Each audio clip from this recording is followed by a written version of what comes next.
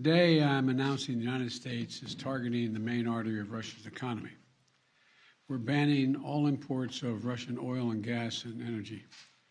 That means Russian oil will no longer be acceptable at U.S. ports, and the American people will deal another powerful blow to Putin's war machine.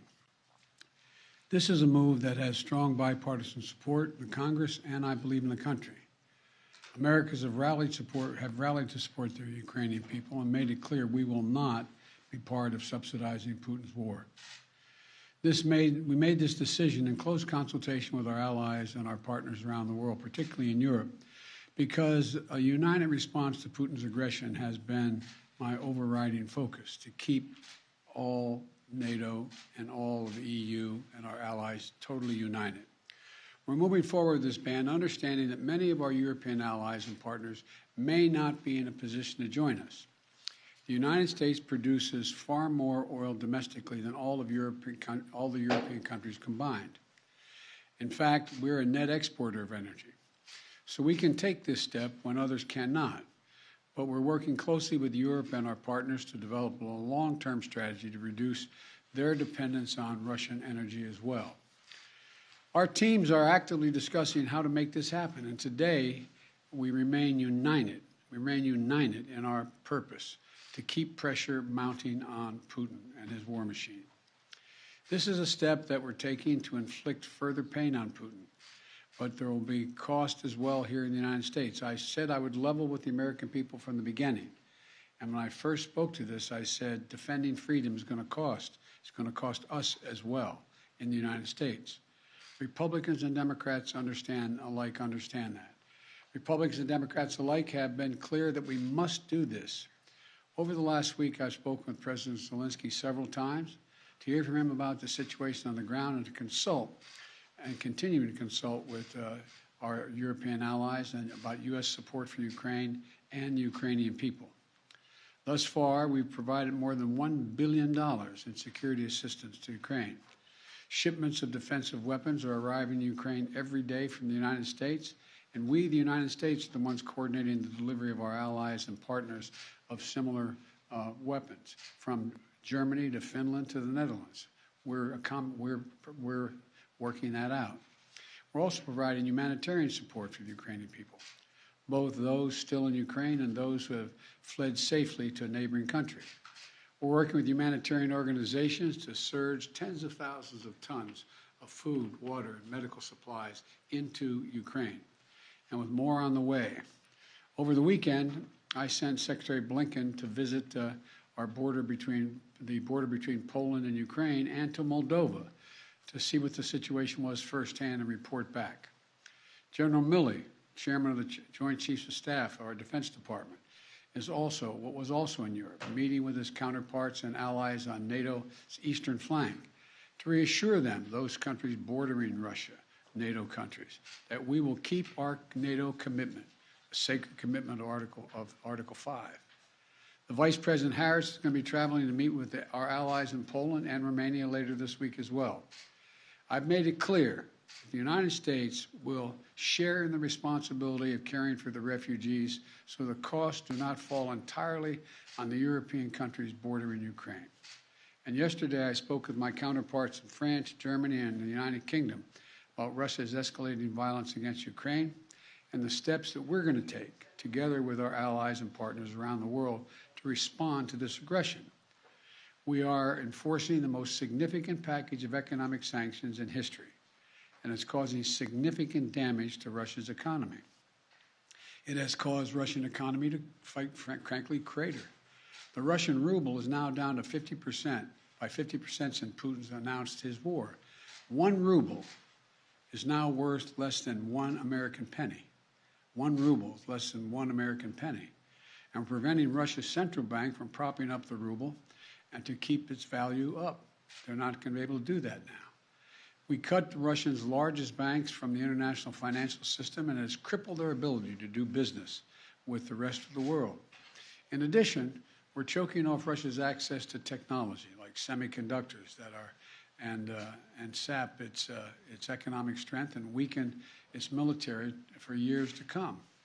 Major companies are pulling out of Russia entirely, without even being asked, not by us. Over the weekend, Visa, MasterCard, American Express, they all suspended their services in Russia, all of them, joining a growing list of American and global companies from Ford to Nike to Apple.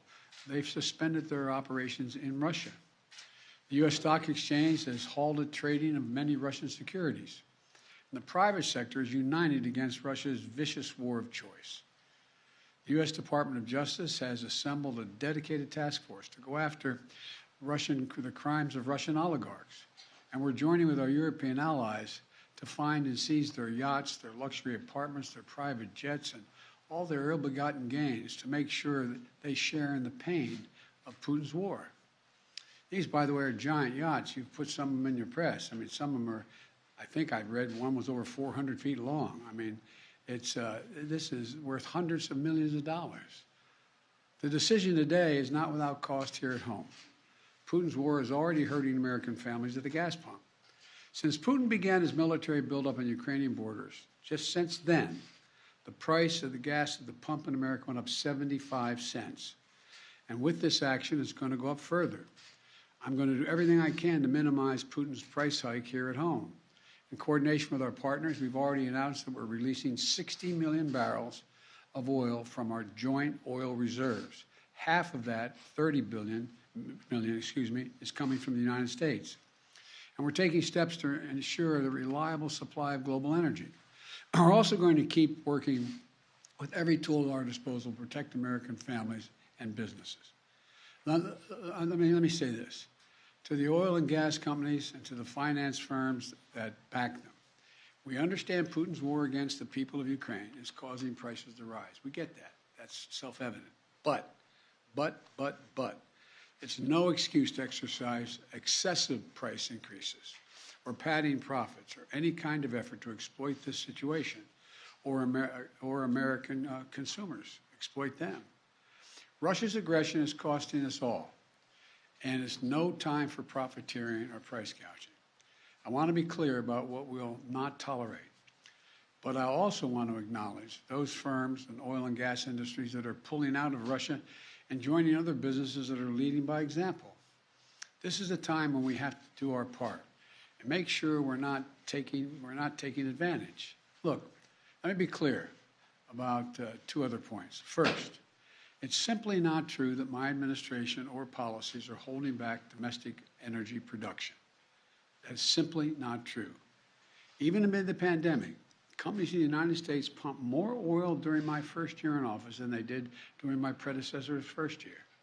We're approaching a record levels of oil and gas production in the United States, and we're on track to set a record of oil production next year. In the United States, 90% of onshore oil production takes place on land that isn't owned by the federal government.